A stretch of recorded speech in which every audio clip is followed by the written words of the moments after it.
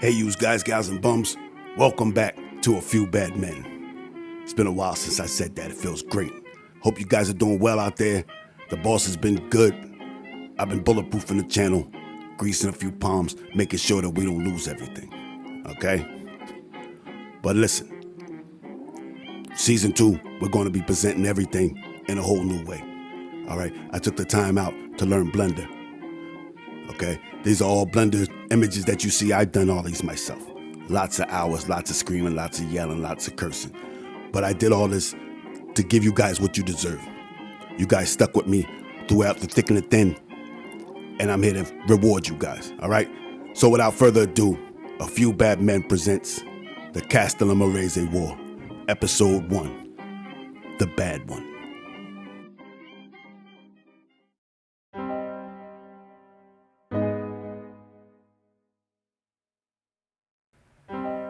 New York City, 1931. There's a war going on outside no man is safe from. The end of Prohibition is in sight, and two men fight for control of the underworld and the title of Capo di Capi, boss of bosses. One gang is led by Joe Maseria, current leader of the former Morello gang, based in Harlem. He calls himself Joe the Boss.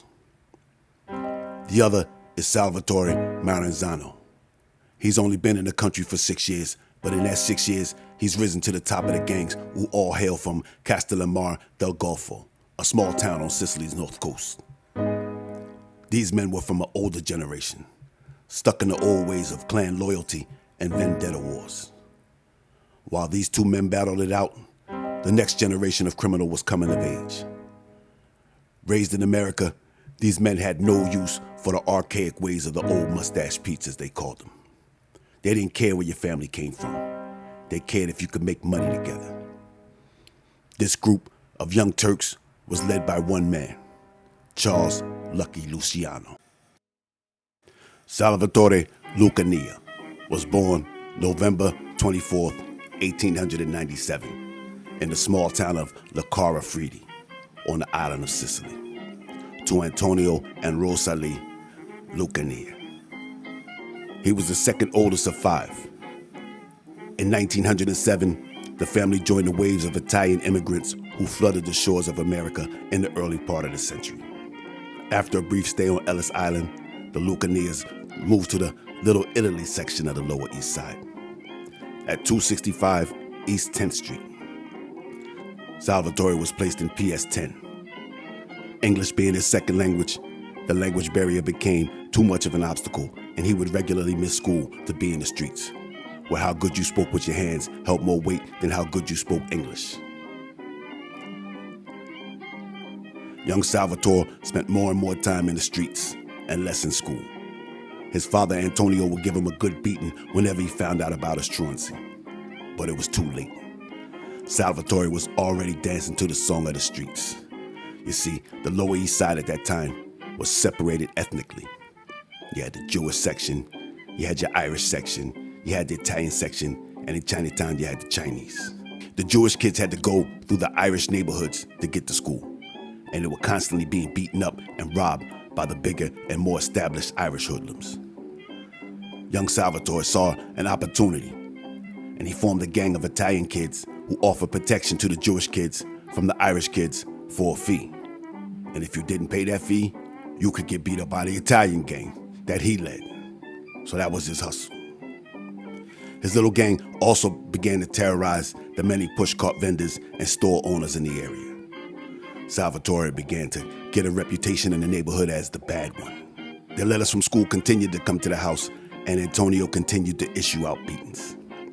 Until January 25th, 1911, when the Board of Education sent Salvatore to a truant school. He emerged from his sentence as a changed boy. Truant school had introduced young Salvatore to more ways to become a criminal, and he put his newfound skills to good use. When he got back on the streets, he made an effort to go straight, and he got the first and only legitimate job in his life. He became a delivery boy for the Goodman Hat Company. But Salvatore saw the world through the eyes of a criminal. Everything was an angle. He knew that breaking his back at some job was not going to get him the things in life he desired. He saw the street guys in their new suits, driving the latest automobiles through the neighborhood with pretty girls on their arms. He must have seen the Chick Tricker and Jack Sirocco gangsters who ruled the streets of Little Italy at that time. One encounter with one of these gangsters set Charlie on his path. One day, the local dope pusher's car was parked in front of Salvatore's house. Salvatore began wiping the car down, and when the man returned, he tossed him a quarter, but Salvatore tossed it back.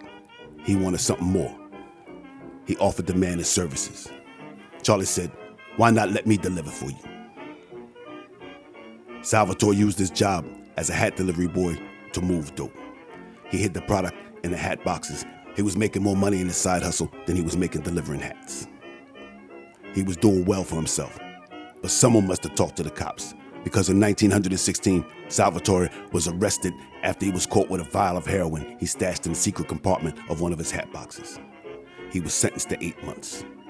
When he got out, he was 20 years old, a new man with a new name. He said he never liked the name Salvatore. It sounded too much like the old country. And he didn't like to be called Sal or Sally like some other guys that used the name. It sounded too much like a girl's name. So he chose Charles, or Charlie, and he now used the surname Luciano. Some of his old friends would still call him Lucky, short for Lucania. The rest of the world would call him Lucky Luciano.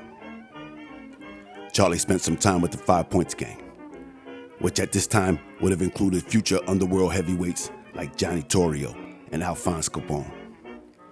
Over the next few years, Charlie spent his time making his name and making his bones. He assembled a crew, not just any crew. Charlie's crew was a mixture of Italians and Jews. The crew reads like a list of criminal Hall of Famers. Meyer Lansky, Bugsy Siegel, Red Levine, Vito Genovese, Joe Adonis, Frank Costello, and Albert Anastasia a few years later. These were the young Turks, the future of crime in America. But their time was still a ways off. The early 20s still belonged to the older gangsters, guys like Waxy Gordon, Big Bill Dwyer, Nathan Kid Dropper Kaplan, Little Augie Organ, and the Brain, Arnold Rothstein. But a war was going on in the Italian underworld. The first Italian boss, Giuseppe Morello, known as the Clutching Hand, and his second in command, Ignacio Saeta, known as Lupo the Wolf, were in jail on a counterfeiting rap. This left Morello's half-brother, Nicholas Terranova, in charge of the gang. After Nicholas was assassinated in 1916, there was a power vacuum. The main person to fill the spot was a former Morello gangster named Salvatore Toto d'Aquila. Toto ruled from Brooklyn, but control of the Italian neighborhoods in Harlem and the Lower East Side was up for grabs. One of the combatants was Umberto Valente, one of Toto's top shooters. He was a black-hand extortionist and was rumored to have killed around 20 people. The other was Giuseppe Maseria. Maseria had risen through the ranks of the Morello gang to be in position to take over.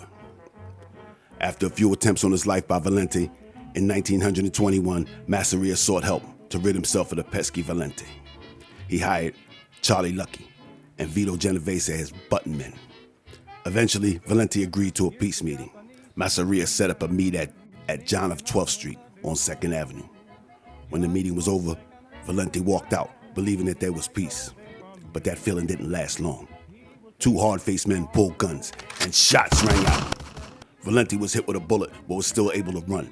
He jumped on the running board of a taxi and tried to raise his gun hand, but the injury prevented him from doing so. Young Charlie Lucky stood in the street, calmly firing at Valente until he dropped from a bullet in the heart.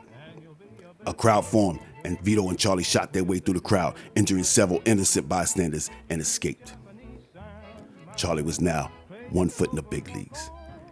He had the back of Joe Maseria. It was the beginning of Prohibition, and New York was flush with illegal booze. Charlie and his boys helped themselves by gunpoint to that illegal booze.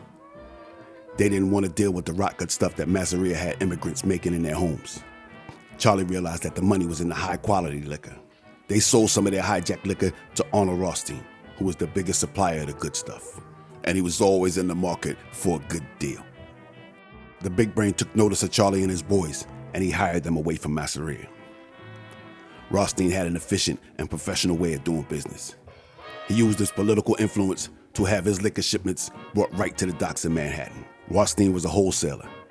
He had the finest whiskey, rum, champagne, non-diluted, fresh out the crate. The type of liquor people with money expected to be served. Being a wholesaler, Rothstein got his money up front, and then it was up to Charlie and his gang to distribute and sell the booze to the thousands of nightclubs and speaks that popped up with the start of Prohibition. Charlie, along with Meyer Lansky, Frank Costello, Ben Siegel, and Joe Adonis, supplied all the clubs, restaurants, and speakeasies in Manhattan. They called themselves the Broadway Mob, and they headquartered themselves at the Hotel Claridge at 44th and Broadway in the heart of Times Square. From there, they spread their empire across New York, New Jersey, Connecticut, and parts of Pennsylvania. They supplied the wealthy and the powerful, people who had no use for anything less than the best. While the everyday schmuck who wanted a drink had to settle for whatever concoction his neighborhood bootlegger had to sell, these people wanted what they had become accustomed to, and the Broadway Mob delivered. Charlie was now rubbing shoulders with a whole new class of people, but he still dressed like a Lower East Side pimp, with loud color suits and shirts. Rothstein took the uncouth street thug and polished him up. He taught Charlie how to dress with elegance and taste.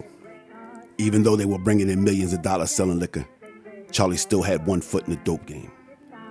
In 1923, he got pinched in a drug deal.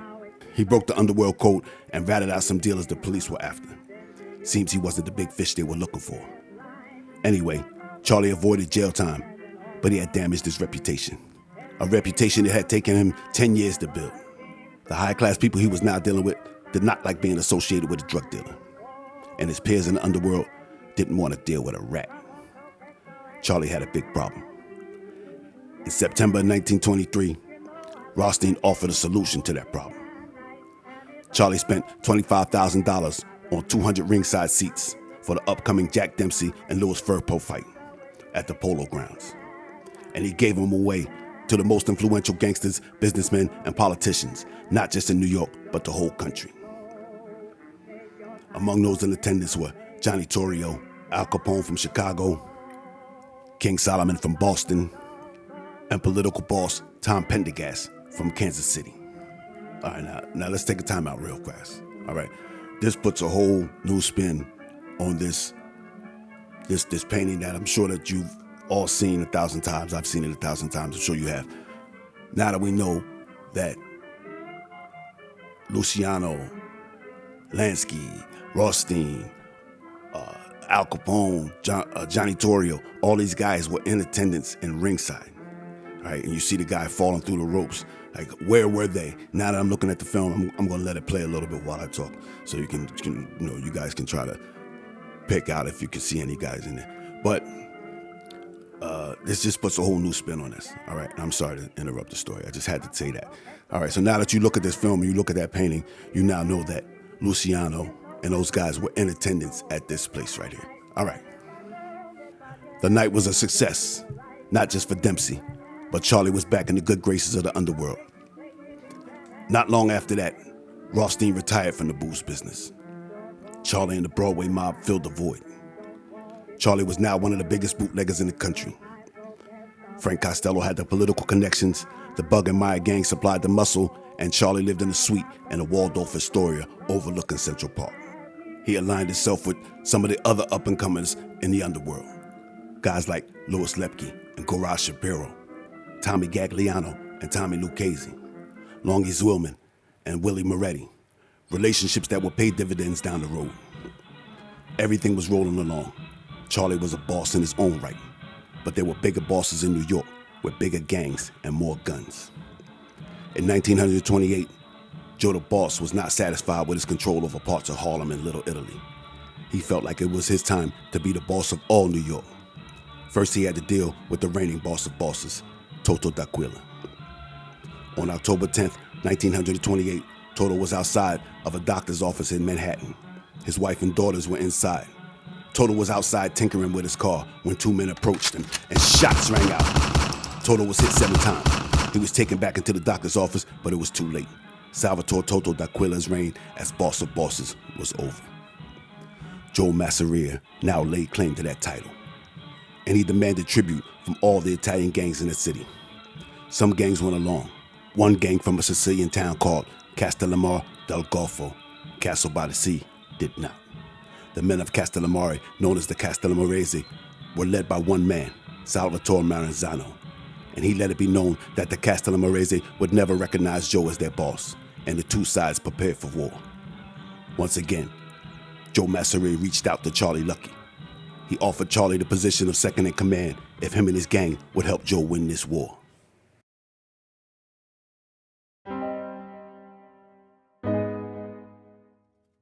But they keep breaking my thumbs. I don't care what they say. He ain't no boss of mine. Oh,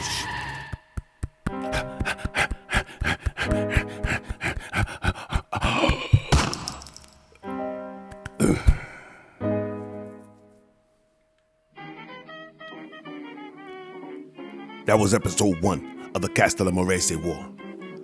I hope you guys enjoyed the story as much as I enjoyed telling it. Stay tuned for part 2.